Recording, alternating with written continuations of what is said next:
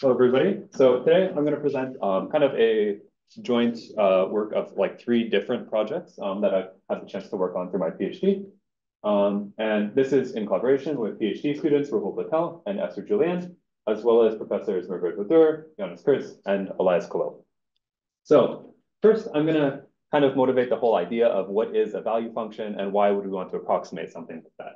So I'm going to start with a very simple kind of deterministic problem. And this is just a server location problem. So on the right here, or on the left here, sorry, you can kind of see we have, the set of red clients that we'll need to serve and a bunch of, potential server locations that we're considering. What our decisions look like in this case is one, we're going to, open a set of servers. And then after we open that, we'll serve our clients. Now, if we're solving this with kind of, standard MIP techniques, what we're going to do is formulate this as kind of a, just single level mixed integer programming problem where we have, decision variables associated with our facility opening decisions, as well as facility variable or decision variables with our assignment decisions. We might have some, cost or revenue associated with each decision, depending on the exact type of problem, but doesn't really matter exactly what these are. And, obviously we might have some constraints on the problem as well, right? So typically, if you have a server location problem, you would solve it, just with a standard method like this. If we want to generalize this kind of class of problem a bit, we're going to look at kind of more general classes of problems where we basically have two sets of decisions. So like we have our x and our y. They each have their own cost functions. These could be, joint cost functions as well. And we have some feasible set that's going to be parameterized by x. And I'm going to say p here, which is basically just some information about the problem. So if you have a bilevel problem, this might be your, constraints and objective coefficients or something like that. If you have a stochastic problem, this might be your uncertainty. The value function formulation view of this same type of problem would basically be to now have just a minimization problem over x. And then we'll have some function psi here that again takes as input x and p and will basically be the objective value of solving the problem for a fixed x, right? So here we basically have this minimization problem over y. So we basically lifted all of the complexity of that lower level decision or the y variables to this value function. And basically it's just going to be parameterized again by x and p. So if we want to kind of get a visualization of this for our server location problem, you can imagine, let's say we make decision x1, we'll then observe some optimal assignment here. So this would be the argmax of the value function. And then the value function itself, if our costs are defined in terms of travel distance, it would be something like the sum of all of these edges over here, right? We could also have another decision x2. In this case, we would have a different corresponding optimal assignment, and this would give us a different value function value when we sum up all of these edges, right? So the main principle of this work is essentially we're going to train a machine learning model to approximate these value functions.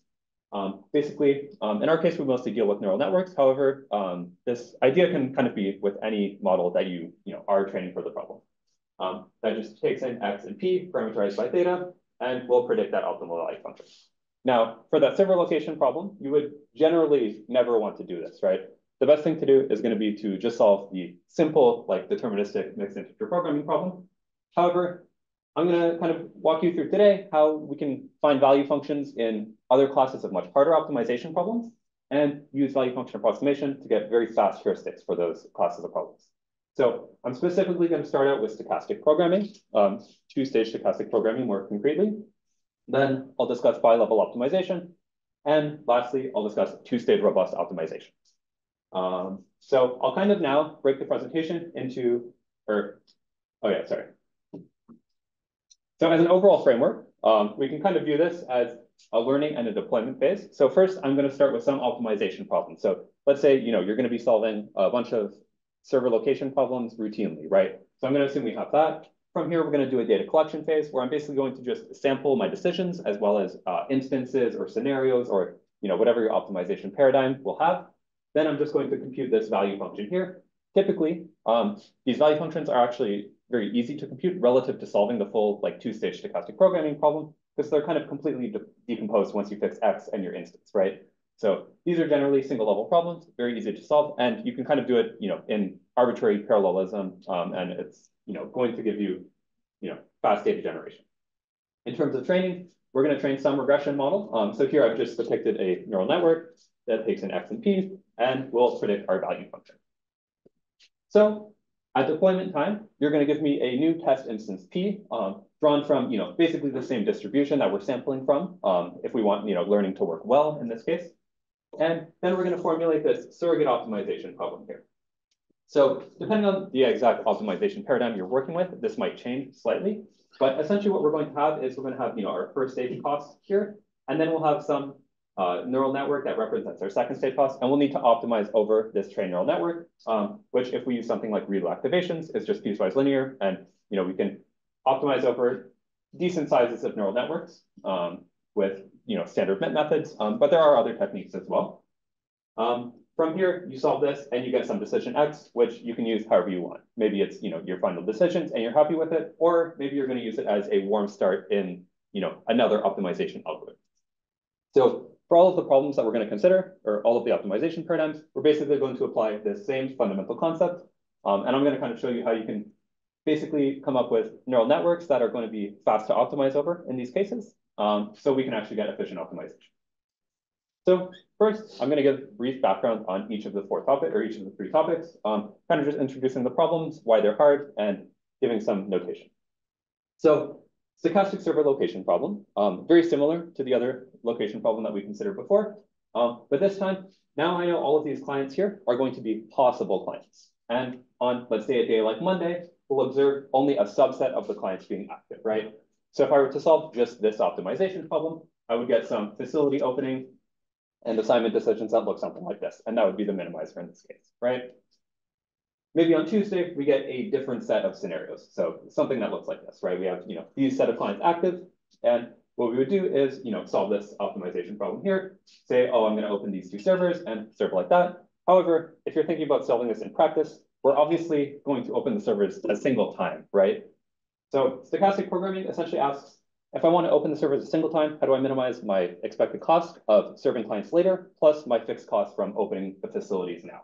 And your solution might look very different from what you see in the scenarios. So for example, you might open these two, and depending on the day, you might have different serving decisions as well, right? If we kind of formalize this a bit more as kind of a general two-stage stochastic programming problem, it's essentially going to look like this, where we have our first stage costs, think our server opening costs, some feasible set, maybe you don't want two servers open together or something like that. And then we have this term here, which is essentially an expectation of a value function. So the value function here is going to be basically the optimal value of the assignment problem that we solve, right?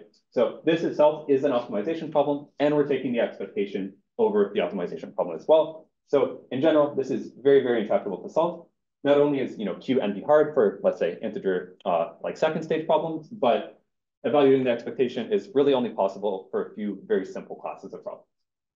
To kind of alleviate the difficulty of this, stochastic programmers often refer to the sample average approximation, where we instead replace this expectation by this summation here over some capital K scenarios. Essentially, as you have more scenarios, your approximation will be better and better.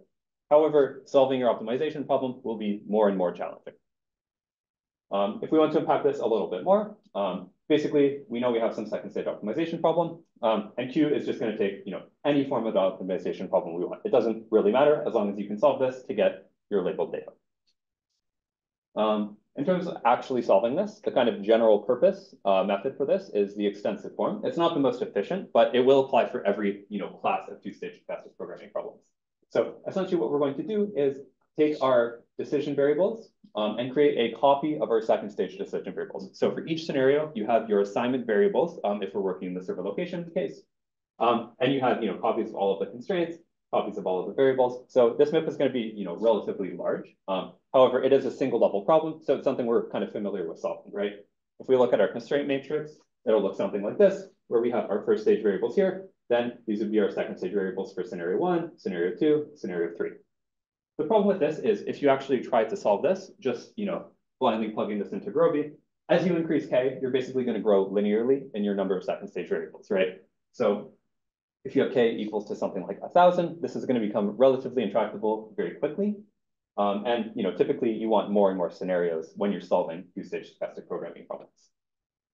There are better techniques. So depending on the type of decision variables you have, you can kind of derive better methods, right? So if everything's continuous, you can just do Bender's decomposition, and it works very well in practice. If you have, let's say, binary first stage, integer second stage, then you can do integer L-shaped, which will, work generally well, but be a lot slower than just something like standard Benders. And if you have like something like continuous first stage, integer second stage, then decomposition techniques are really not well defined in that case. So with that, I'll kind of move on to bilevel optimization, and I'm going to follow the same approach where I kind of motivate the problem and why it's difficult. So first, why do we need bilevel optimization? Well, there's a lot of practical problems. I'm going to give one example of a discrete network design problem. So here, basically, the leader, or like a city planner or something like that, is going to decide what edges to add into the graph. So you can see here, if we add these green edges, for example, and their objective is to minimize the total travel time in the network, right? However, when they add those edges, the followers or drivers in the network are not actually going to minimize the total travel time. They're going to minimize their own travel time, obviously, right? So that's why the followers is basically going to be an edge flow, how many drivers are flowing along each edge. And the objective is going to be when they reach some user equilibrium, which is when no driver can kind of unilaterally improve their route. So that's why you kind of want something like bilevel optimization to model this type of problem, because you have two truly different objectives for the leader and the follower. Also, quick note, the drivers will consider every other driver in the network, right? They're not just going to take their myopic kind of easy shortest path or something like that. So if we want to take a view of kind of what solutions look like in this case, maybe if I add these three edges here, I'll get a traffic congestion map that looks like this after, and maybe our bilevel optimization objective would be something like the sum of these edges if you put values to them. We could also make a separate decision and get some separate traffic congestion, and it would have a different objective, right? So the general form for bilevel optimization is essentially an upper level problem, which is your objective and your first constraint. You have some upper level decisions X. These can be kind of arbitrary F and G, doesn't really matter. For your lower level problem, we essentially have our lower level decisions need to be the maximizer or minimizer in some cases of their own optimization problem. So they have their own objective and constraints. The reason this is difficult to solve is that, actually finding Y as the minimizer for a particular X is generally very challenging to do. If you have continuous problems, things are a little bit nicer. You can use approaches like duality or KKT conditions and propose some pretty nice, easy to solve reformulations based on those concepts. However, if you have integer problems, the case is a lot less nice. So particularly integer in the follower decisions.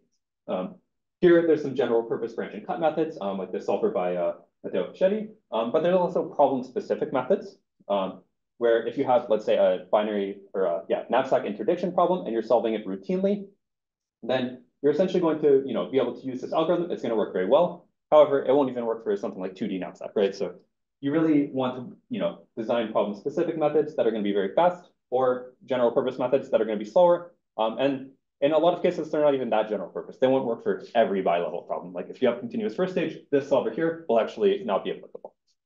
So there are classes of bilevel problems that are very challenging. Lastly, I'll move on to robust optimization. And like I said, I'm focusing on two-stage robust optimization. Single stage is very similar to the bilevel case, actually. So here, basically, the two-stage robust server location problem looks something like this. So I have a set of clients and a set of servers. What I'm going to do is my first stage decision is going to be what servers do I build, and my second stage decision is going to be my assignment. In between these two decisions, I'll have basically an adversary who's going to shut down one of my facilities, and they're going to do this in such a way that they're trying to maximize the objective while I'm trying to minimize the objective, right? So they're working in the opposite direction of you. If you open, a different set of facilities, then the adversary is going to pick, a different worst case facility, and you have to make your assignment decisions based on that. So if we want to kind of formulate this as a general, mathematical optimization problem, it looks something like this. So we have our first and second stage decisions. Again, these are both minimization problems. And then we have that max that occurs in the middle. So the max will basically, once I pick my first stage decision, it'll be the max for whatever I choose, right? And that's your worst case uncertainty. And, you can imagine having, general linear constraints here and everything depending on the uncertainty, but most practical problems will have, uncertainty only in like the right-hand side or, somewhere in these matrices here. So to solve two-stage stochastic programming, the kind of main general purpose algorithm is constraint and column generation. And the idea is basically to simplify that maximization to optimization over a finite subset of scenarios. So here I basically have Xi prime. Rather than considering that full polyhedral set, we're just going to consider essentially a subset of scenarios. And the nice thing about this is it essentially allows us to write this as a single level optimization problem, which we can then solve more reasonably. So there are kind of two approaches. So the first is if you have a continuous second stage, this approach over here is pretty widely studied and has been applied to a lot of problems. However, when you have integer second stage, this approach is generally a lot less studied, and people typically rely on heuristics in this case. So something like k-adaptability is a very popular heuristic for two-stage robust optimization. The other problem that we're going to solve in constraint and column generation is the adversarial problem. So once you give me a candidate for a stage solution, X star, what I'm going to do is then just solve this max-min problem. So this is generally, not a tri-level optimization. Here it's only, 2 levels. So it's generally going to be a little bit easier to solve than the full CCG. However, this can still be challenging. Putting everything together, the full algorithm looks something like this. So essentially what we're going to do is compute a first stage decision for the main problem. Then we're going to compute the worst case scenario for that. We're then going to check optimality. If we're not optimal, we add our scenario to the scenario set and re-optimize. Otherwise, if we are optimal, we're just going to terminate. So that's kind of a brief overview of this algorithm that we're going to be working with.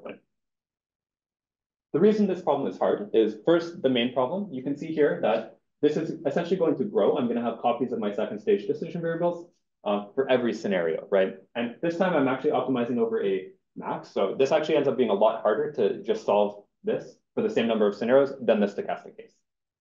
If we look at the adversarial problem, this actually takes the form of essentially a bilevel optimization problem. So again, if you have integer second stage decisions, this is generally going to be very, very difficult to solve. Yeah, and so that's the brief background. I hope I've given you enough kind of information to understand why these problems are hard. And now we're going to discuss how we can use machine learning to actually get good solutions for all of these problems. So first, I'll start with stochastic programming. And just as a refresher, here I have my sample average approximation. What I'm going to do is essentially look to replace that Q function with a prediction here. So basically, I'm going to train a neural network that takes as input X and a scenario and predicts the second stage value function. Caveats here are, one, we're not actually optimizing the network, right? We assume a pre-trained network, and we're just optimizing over our pre-trained network. And we need something that can be expressed as a MIP. So neural network real activations, but you could kind of use anything you want. Well, decision trees are one example, or linear models, as long as it's, you can add it to Groby or whatever solver you're looking for, generally you can optimize over it.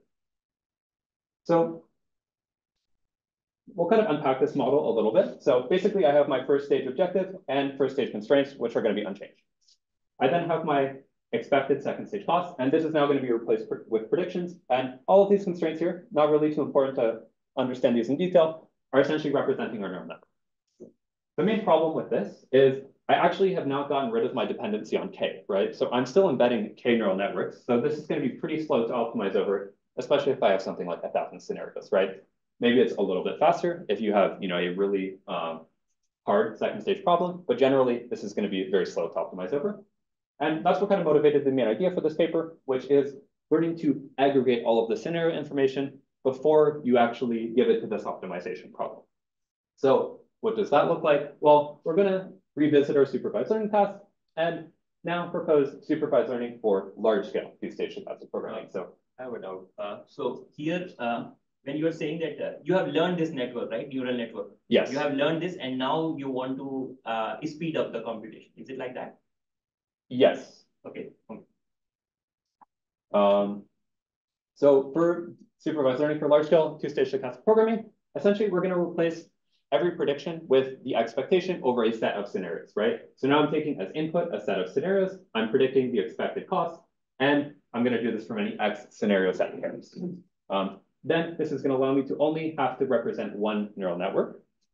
The caveat here being I need to take in this set information. And if we think about two-stage stochastic programming, there's generally a few things we want to keep in mind. One, if we have a set of scenarios, we want to obviously be invariant to the ordering of those elements, right? If I change scenarios 1 and 2, I want the value function prediction to be the same.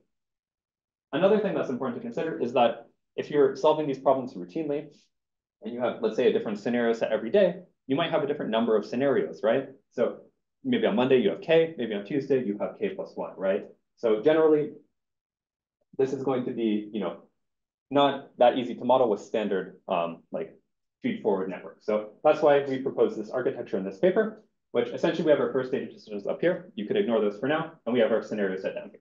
What we're going to do is take each scenario, pass it through the same feed-forward neural network with shared parameters to get these embeddings, and then we're going to apply some aggregation step here, which is basically going to be something that will maintain those two properties that we discussed earlier. So something like the mean or the sum are, two ways of doing this that are going to be one invariant to the number of elements, but also the order, right? From here, we'll pass that through another neural network to get some final embedding. And this is essentially like a set-based architecture. If you have maybe graph-based data, you could do a graph-based architecture and it would be very similar to this. From here, we're going to concatenate with our first stage decision and our final embedding and pass that through a network to now do our expected second stage prediction.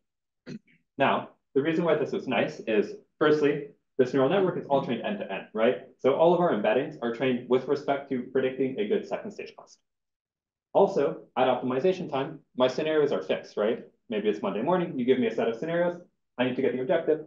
I can basically do a forward pass in PyTorch or whatever to get this final embedding. And then in optimization, all I have to do is embed this ReLU network, rather than, K many ReLU networks. Yeah, our optimization problem, very similar to before, but now you see here, I've dropped the dependency on K. Very nice property to have, especially if we want to deal with large scale scenario problems. So with that, I'll move on to bilevel optimization. So in this work, we propose two different approximations. The first is what I'm going to call the upper level approximation. So here's our bilevel optimization problem here. My prediction task here is essentially going to be train a neural network to predict this upper level objective. Here, Y star is once I fix X, the optimal follower decision, essentially, right? So we can kind of get that for free. It's just solving this argmax problem for fix X, very easy to do. Then we're basically going to formulate a circuit optimization problem where I have my neural network here, and I have my, upper level constraints here. One caveat, these can't depend on Y, because now I've dropped the Y variables out of the optimization problem, right? So this is definitely a limitation of a method like this, but, generally, even a lot of bilevel solvers won't even allow you to have something like G of X, Y. This has actually been kind of studied in one paper before. Yes? Do you use the same approximation for both the prediction test and surrogate optimization model in this case? Sorry, could you say that once more? Do you use the same way of approximating for both prediction test and surrogate optimization model, or do you have the flexibility to use different approximation for each task? So we're basically developing this prediction task here to train this neural network. Then once we have that, we're directly representing it in the surrogate optimization model. So it's already trained, and now we're just optimizing over it. All right. So yeah, like I was mentioning earlier, there is one approach that uses kind of this approximation, but they only consider linear models and kind of just deploy a solution where they will disqualify previously seen solutions. In our case, we're looking to approximate the upper level value function much better and only have to solve a single problem. So the second is based on kind of a standard method from bilevel optimization, which is the optimal value reformulation. So to quickly introduce that, basically the optimal value function is basically going to be for a fixed X, it's going to give you the maximizer of the lower level problem, right? From here, you can basically propose a reformulation where we have our upper or lower level constraints lifted into the upper level problem. And we basically bound F by this optimal value function. The caveat here being this is highly nonlinear because it's actually given by a maximization problem. So very difficult to actually solve this formulation. However, it does propose a very nice idea for value function approximation, which is probably pretty obvious already, but basically you can train a neural network to predict this value function, right? Once you do this, you just replace your phi in here with this neural network. Obviously, big caveat here is if you overestimate, you'll actually be infeasible, right?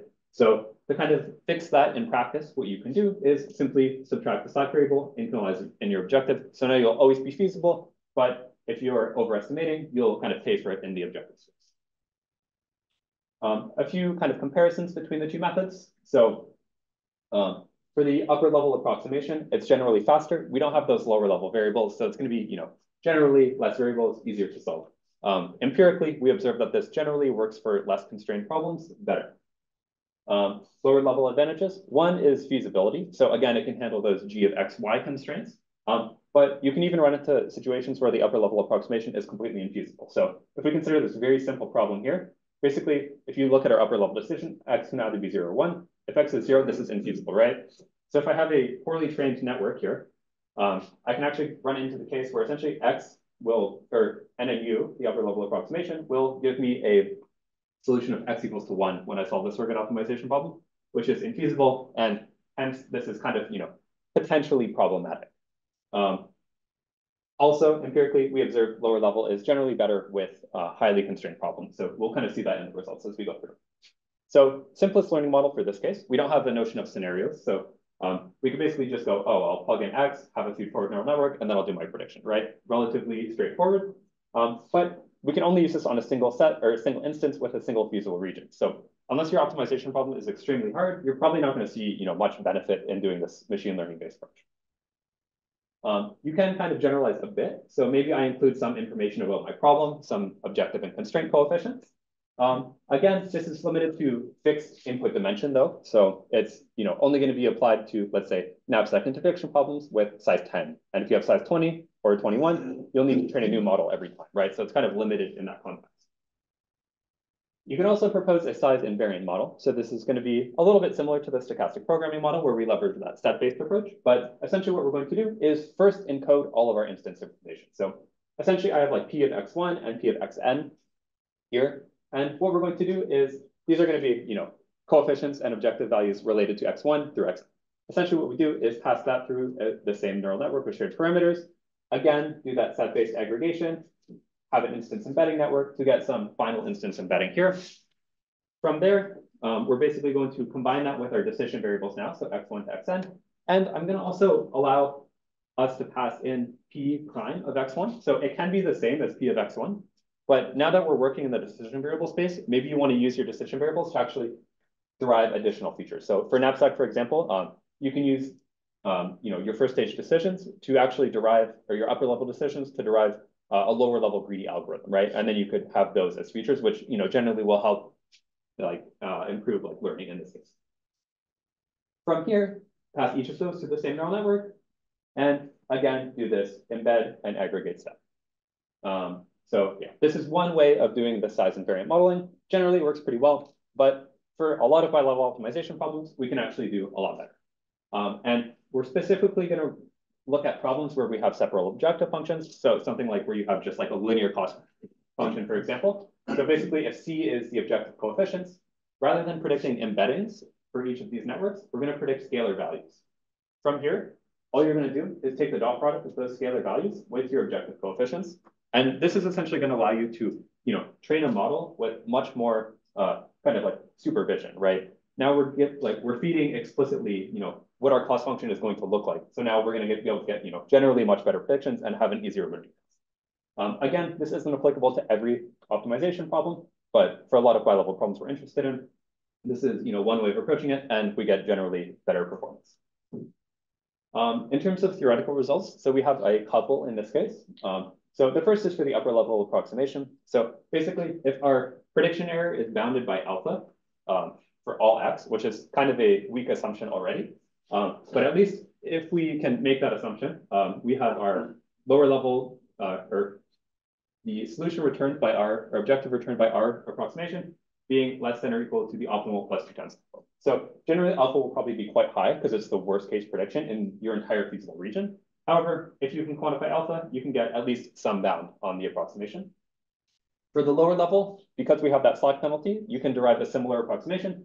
It's a little bit more involved, but we essentially have this 3 alpha plus 2 over lambda times delta, and delta is just the maximum difference. So you can, in both cases, get some nice approximation guarantees, and we're kind of actively looking to extend these to kind of the more probabilistic setting that machine learning models typically work in.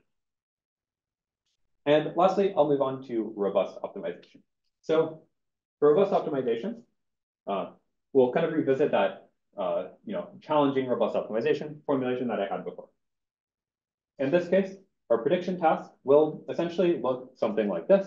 So here I want to train a neural network that takes its input X and a scenario, and I'm just going to predict that innermost optimization problem here, right? So I've essentially just fixed X and fixed psi, and now all we're doing is solving this minimization problem over Y. Again, this is a single level deterministic problem, so it should be relatively easy to solve. From that prediction task, I'm then going to use that same model in both the main and adversarial problems now. So if we look at the main problem, I have it on the left over here.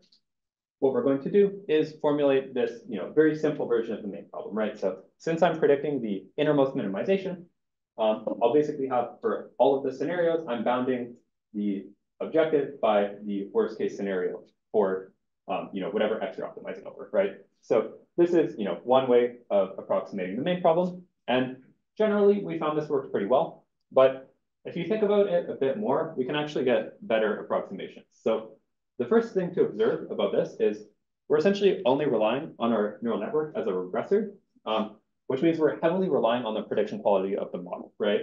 So even if we pick the right scenario, we could run into the situation where we essentially are choosing the wrong X just because of how the optimization ends up working, right?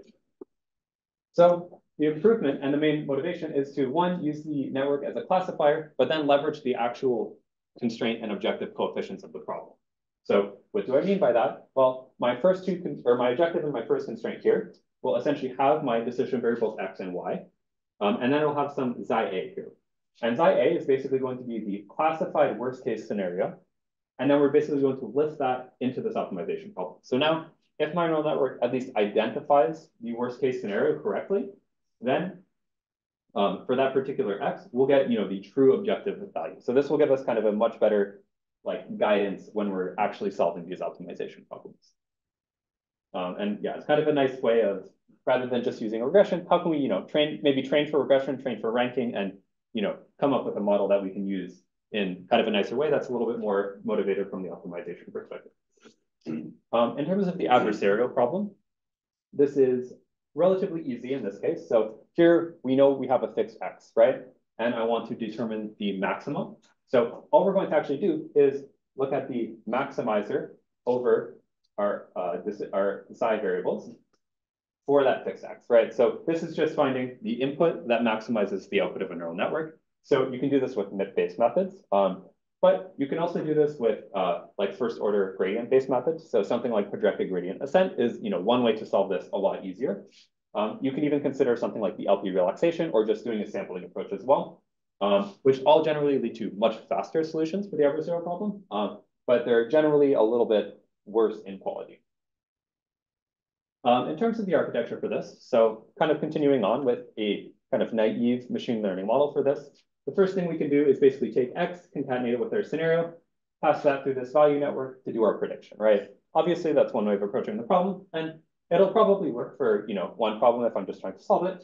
But a big limitation here is that if X is very high dimensional, or your uncertainty, then your value network will also need to be very high dimensional. And we're embedding this value network multiple times, right? So here, we're going to try to propose some improvements based on how can we make this value network smaller, and how can we make the inputs to this network smaller, right? So to kind of view why this is going to be problematic, every scenario, I'm going to embed this value network, right? So if this is very large, it's going to be very hard to predict. So we can kind of improve this architecture by first making the observation, well, what if I embed X and our scenario into these low dimensional representations here, right? If I do that, then I can keep this value network relatively small in practice when I'm solving, which will generally make the main problem much nicer. Additionally, when we actually solve the main problem, all I need to do is embed this network a single time, and then these here will act kind of as intermediate Gurobi variables, right? So I don't actually need to encode multiple copies of this network. I only need to encode multiple copies of this network, right?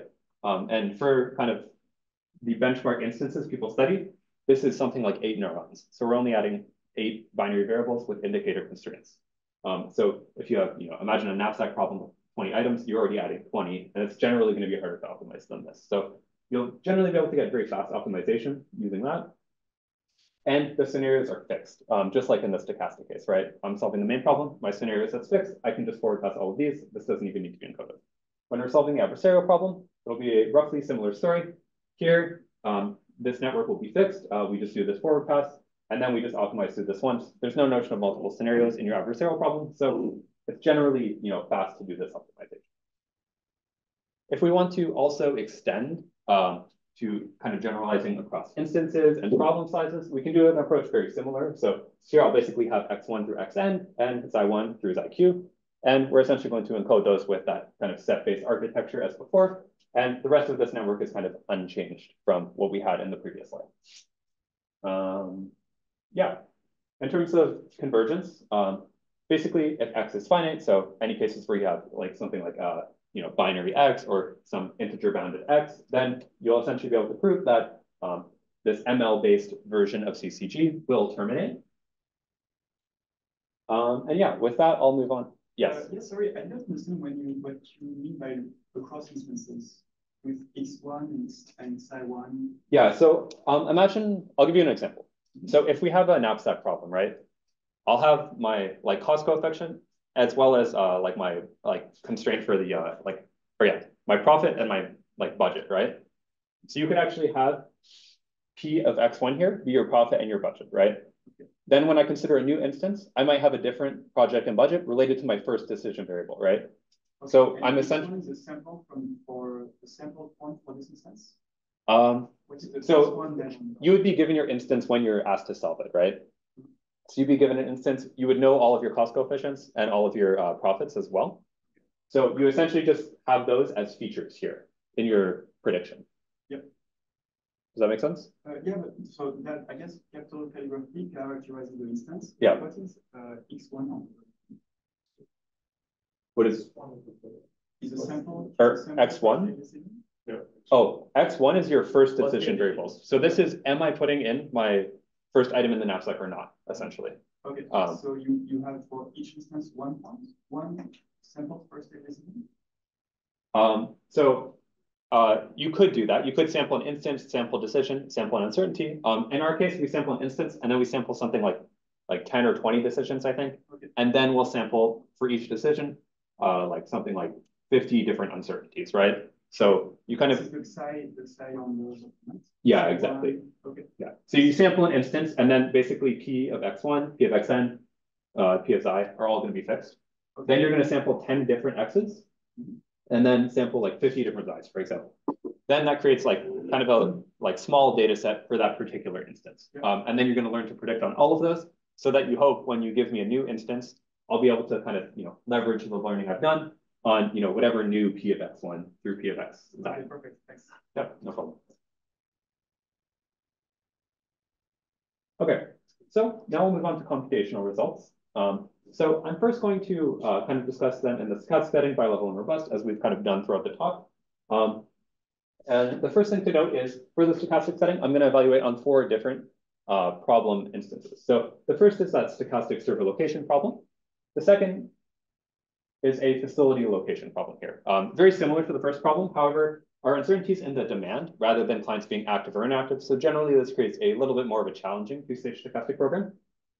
This one is the investment problem, which is kind of a notoriously difficult but very small problem. It has 2 continuous first-stage variables and 4 binary second-stage variables. And generally, this is kind of one of the harder, because it's continuous binary, you can't do nice decomposition methods. So you have to rely on the extensive form.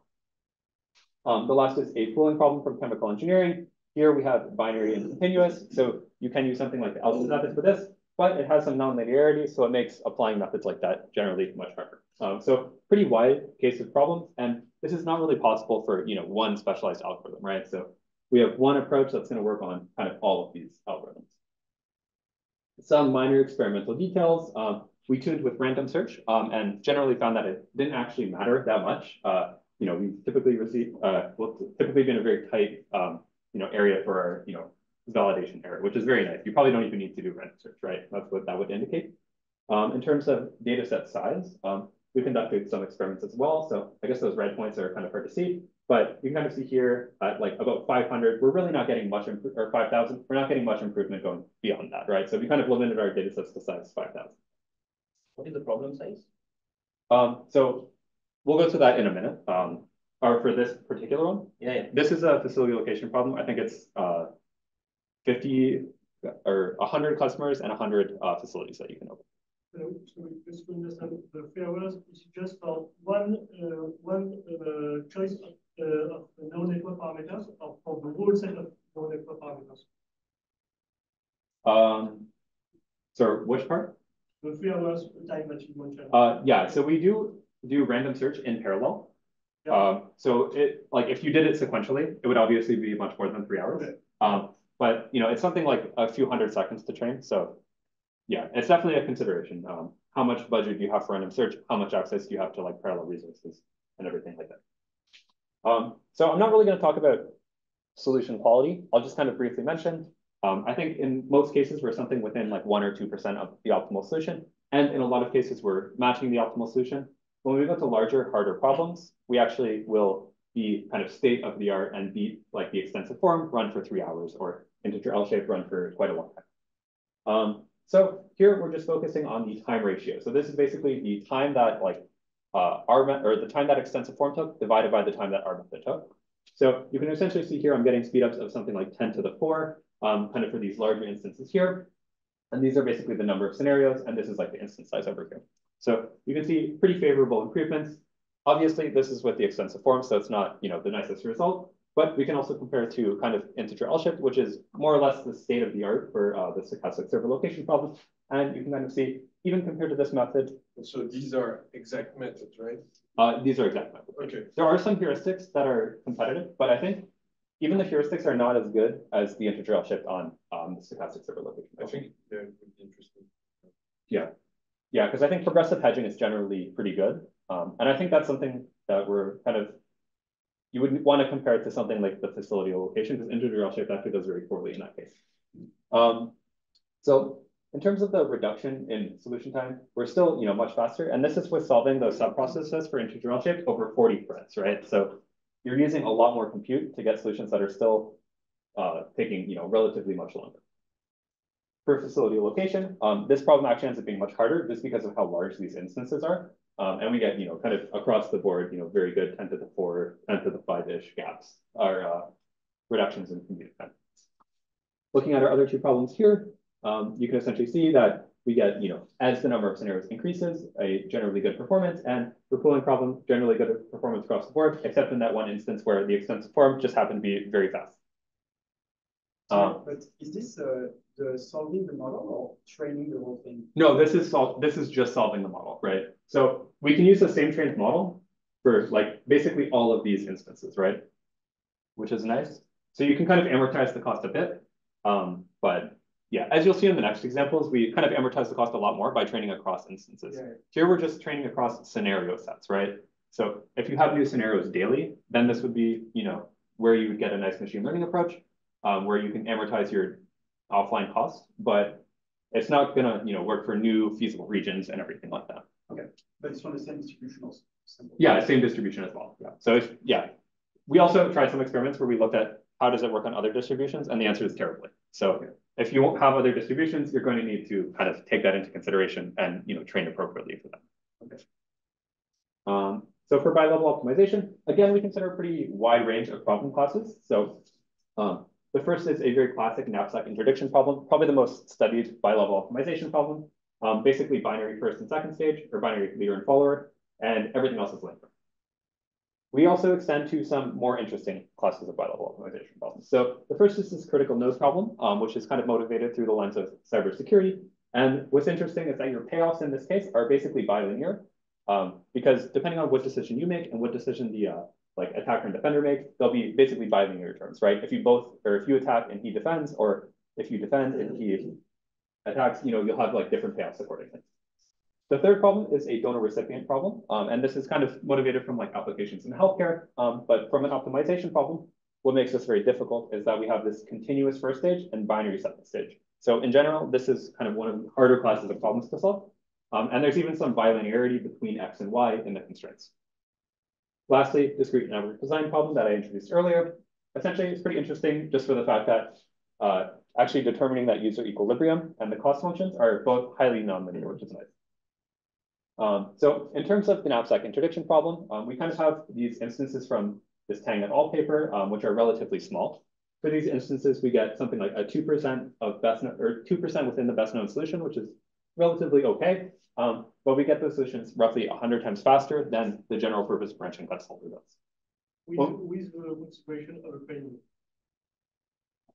So now we are in the domain where we've trained one model and we're evaluating on all of these instances. So we don't really take the training time into consideration. Because basically, yeah, really this is going to be useful in the domain where you're solving instances repeatedly, right? Rather than like having a completely new instance. If you have a completely new instance, you're only going to solve it once. It might make more sense just to use branching cut, right? But if branching cut is slow for larger problems, then there's even maybe some value for single instance learning as well. When we go to these larger instances, we get solutions that are 7% better and 150 times faster. So we ran everything for 1 hour. Our method takes, you can see here, like something like 20 seconds, 30 seconds in this case, and branching cut takes 1 hour and gives us generally worse solutions at that time. Another interesting kind of idea we discovered in this paper was you can actually do no learning based approaches. So if you want to do value function approximation, but you don't want to train anything, what you can do is you can actually encode a greedy lower level like decision maker as constraints in a mixed integral program, right? So this here, I don't have to do any learning, and we can just do this value function approximation idea in that case. Obviously, it's going to be limited to cases where you have such greedy algorithms or something similar, but a nice kind of approach and interesting result, I think, nonetheless. For the critical node and donor recipient problems, critical node, when we have smaller instances, we generally find the same solutions, something like 500 times less the amount of time. For larger instances, we generally get slightly better solutions, something like 3,600 times as fast, right? So we're finding these in 1 second, baseline solver, it's taking the whole hour to find worse quality solutions. Donor recipient problem, this one was actually the one that kind of surprised us the most. So we get best known solutions by 30%, roughly 1,800 times faster. So there was one data set from this paper here that was very challenging to solve, and they reported gaps of something like 50%. So when we solved these instances with our method, we were something like 30% better. Yes? I think I just want to realize that how can this be an issue to be far from 30% from the best known solution? 30% better? Or what does it mean that you're the best solution known? Does it mean that you're 30% better than the best solution? Yeah, we're 30% better than the best solution that they found. Okay. They reported gaps of something like 50 to 60% after 1 hour of solving. So when we actually ran our algorithm, our solutions ended up being somewhere in the middle of 30% better. So it's because I thought it was as you are getting even faster, sometimes it involves that you have to have a less good solution in the end. But yeah, so there are trade-offs where if you train a smaller network, you'll be faster to optimize, but you'll probably get worse solutions, right? So there's always kind of the standard optimization trade-offs where you're going to be paying for either fast optimization or higher solution quality. Are you comparing against some neural network based approaches or no, this is a branching based approach. Last problem, discrete network design problem. So in this case, we actually have that kind of fixed input structure where we have X concatenated with P. So we actually tried some other models as well, specifically gradient boosted trees. So here, both neural network and gradient boosted trees, generally we get 4% gap in 0.1 seconds. So very, very fast. Whereas if you use the lower level approximation, we get comparable solution quality in 2 to 5 seconds compared to the baseline run for 30 seconds. This is because it's continuous second stage, a little bit easier to solve, and that's why we only consider 30 seconds of runtime. Lastly, we'll move on to the robust optimization. So here, basically, I'll consider 2 problems again. Total data collection and training time, in this case, are relatively small, something like 2 hours. And then I'm going to use the same model on every single test instance afterward. These problems are very similar. The only difference is this constraint uncertainty. Generally, for two-stage robust, when you have constraint uncertainty, the problems are much harder to solve. So capital budgeting is generally a little bit harder than absent. Kind of some highlighted results from the paper. So here I have basically the relative error. So this is the gap to the best known solution between the 2 methods, right? So basically take the best of this branch and price method, the best of our method, and compute the gap to that. So you can see as soon as we get to reasonably sized instances, something like 50 to 80, that's when we start to get generally better quality solutions in both cases. And if you look at our solving times here, we're getting these, in something like 20 seconds, faster even in some cases. And this branch and price algorithm is running at a full 3 hours. So we're getting better solutions very, very, very quickly for these larger instances. Moving on to capital budgeting, relatively similar story, especially when we go to 40 and 50 instances, you can see our gaps are a little bit lower. Here we compare to k-adaptability, and one parameter of k-adaptability is which k you choose. So we chose a few and compare it against all of them. Generally, running times in this case are a little bit longer, primarily because the adversarial problem actually ends up being relatively hard to optimize. So we've done some experiments with PGA, for example, and we get very similar quality solutions with a very much reduced running time here. But those are not really included in the first version of the paper. Yeah, so with that, I hope I have kind of motivated how value function approximation, specifically with learning, can be useful, not only for a single class of optimization problems like stochastic programming, but kind of more broadly across a wide range of optimization problems. The main ideas are first learning to predict some value function where you identify that value function according to your optimization problem, and then reformulating using your predictive model. Benefits are, of course, very good solution quality. In a lot of cases, we do get state-of-the-art solutions and orders of magnitude speedups. And the kind of biggest thing is generality. So if you guys watched this talk and thought, maybe my optimization problems have some sort of value function, I would definitely be happy to discuss further and potentially collaborate. If you're interested in any of the papers, they're all linked here by QR code. And yeah, with that said, I'll conclude.